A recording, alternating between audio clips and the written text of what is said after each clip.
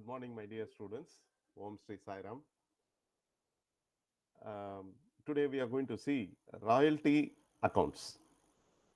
Basically, we should know the meaning and why royalty is paid and what are all the various terms involved in it. What is the concept behind it? So, you should understand all those things. First of all, the basic meaning of royalty and royalty accounts, I would like to explain to you. Royalty is an amount payable by one person to another person for the use of an asset or intellectual rights or monopoly. It is a periodical payment in the nature of rent made to a person for the right to use certain property such as mine, patent, copyright, trademark, etc. When a person having an exclusive, when a person means lesser, having an exclusive right of some kind, surrenders it to another person, he is called a lessee. In exchange for a certain amount calculated with reference to output or units produced or sold, such an amount is known as royalty. Very simple. Clear? Okay. Now, royalty is payable by the following persons who are all going to involve in this royalty agreement. Number one, by the lessee in mining business to the lessor, to the owner of the property of the mine, we can call it as, for having been allowed to use the mine to extract minerals. Number two, by publishers in publishing business to authors, those who are into writing work, content writing or books writing materials, etc. To authors of books for having been allowed to publish the books. And thirdly, by manufacturer licensees to the owners of patents having been allowed to manufacture articles or units or goods, whatever it is. It is the actual rent calculated at an agreed rate based on output from a mine or number of units produced or sold. The payment royalty or the payment of royalty is governed by the terms of royalty agreement. Clear? Okay. Now, we are going to see what are all the other technical terms involved in this royalty agreement. Clear? Okay. So now, special terms involved in this royalty agreement are: number one, minimum rent or dead rent or fixed rent. This is a guaranteed minimum amount payable by the lessee, that is tenant, to the landlord, lessor, irrespective of the actual output or sales of the lessee. Clear?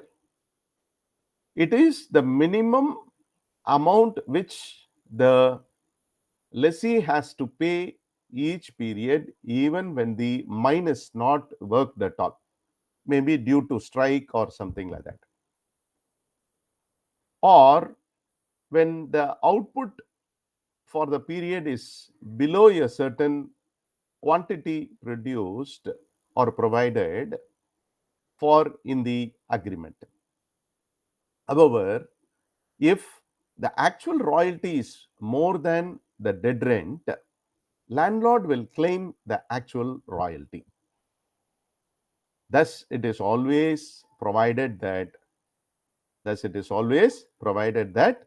minimum rent will merge into royalty, and landlord will claim either royalty or dead rent, whichever is higher. This clause is always mentioned in the agreement with the intention of maintaining regular return of income to the landlord. Clear? Let us see the second term. What is that? The second term in this royalty agreement is minimum rent in case of strike. I told you already during the strike period what should be the minimum rent. Let us see that. When there is a general strike, the minimum rent already fixed should be reduced proportionately or proportionate to the period of strike and then merged into royalty unless otherwise provided in the agreement. Next important term is short workings. What do you mean by short workings? Otherwise called as redeemable dead rent. Redeemable dead rent. Excess of minimum rent over actual royalty paid to the landlord is known as short workings. It does not arise if actual royalty is more than the minimum rent. Normally, it is allowed to be recovered by lessee, and as such, it is called redeemable dead rent. Clear? Next term is called recoupment of short workings. What do you mean by recoupment? The landlord permits the tenant to recoup the short workings in a specific period in future only out of the surplus royalties. The right to recover short workings as per agreed terms is known as recoupment of short workings. Recoupment is nothing but recovery. Otherwise, we can call it as. Now we are going to see accounting treatment. Accounting treatment is very, very important as far as lessee or tenant books is concerned, as well as landlord books is concerned. First, we are going to see in the books of lessee or tenant. So, I am going to read out the specimen, or I am going to call out the specimen journal entries. Okay. So, please take down. For royalty payable, first one, for royalty payable,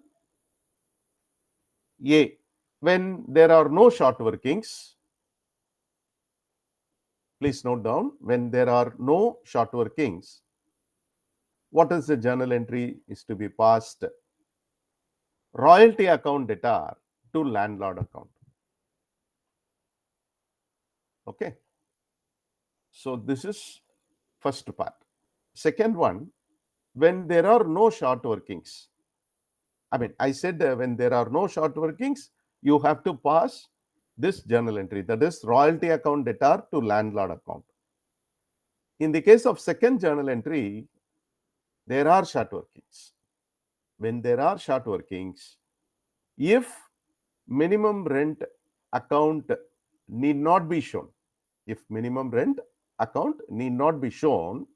what is the journal entry? Please note down. Royalty account debtor, short workings account debtor to landlord account. Clear? I said, first of all, for royalty payable, there are two parts. Number one, when there are no short workings, royalty account should be debited and landlord account should be credited. When there are short workings, you have to pass two journal entries. What are they? Number one, royalty account debtor, short workings account debtor to landlord account.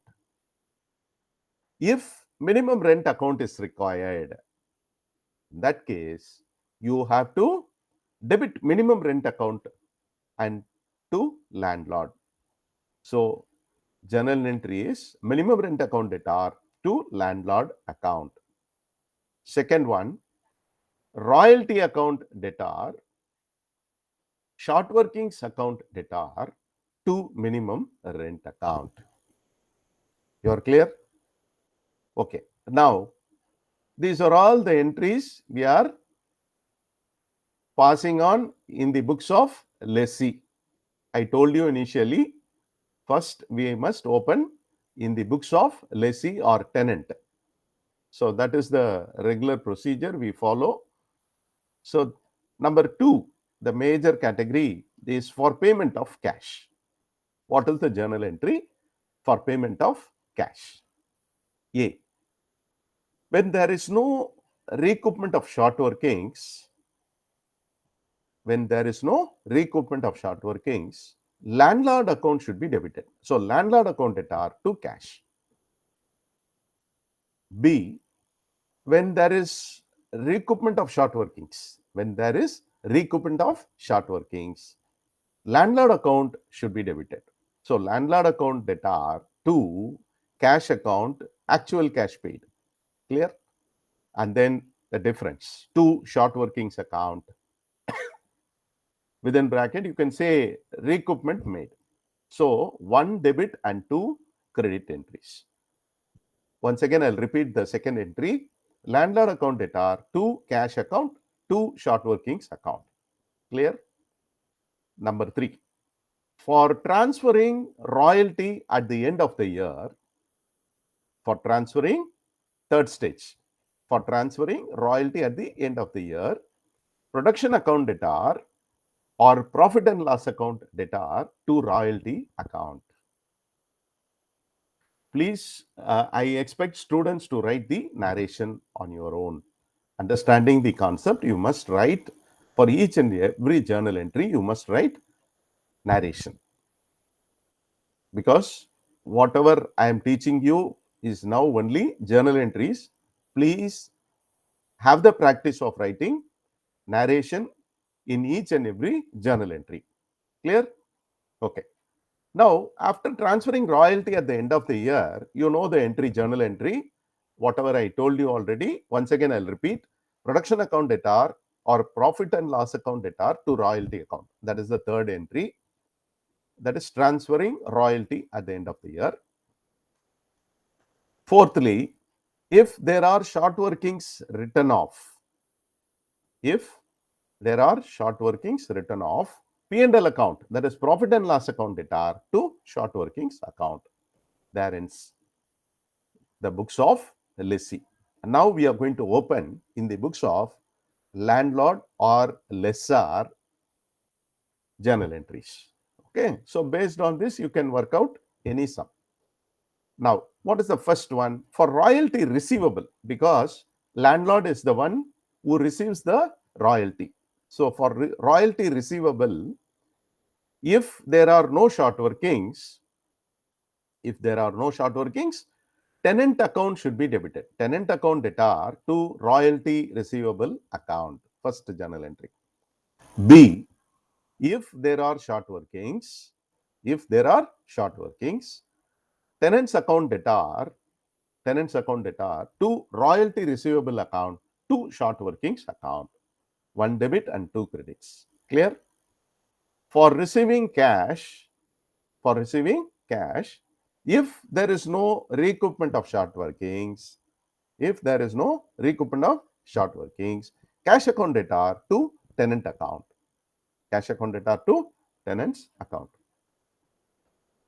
So, secondly, in that receiving of cash itself, if there is recoupment of short workings, cash account debtor, actual cash received, two debits will come. So, short workings account debtor to tenants account. Clear? So, next to this is for transferring royalty receivable account. If there is no lapse of short workings, royalty receivable account should be debited and to P&L account, that is royalty receivable account debtor to profit and loss account. If secondly, under transferring of royalty receivable, if there is short working written off, okay, if they are writing off the short workings, then you must write two debit entries, that is royalty receivable account debtor, short workings account debtor to P&L account. Clear? And now you can start doing the problems. In next uh, video session, I will discuss about one sum. So all the best to you all. Thank you.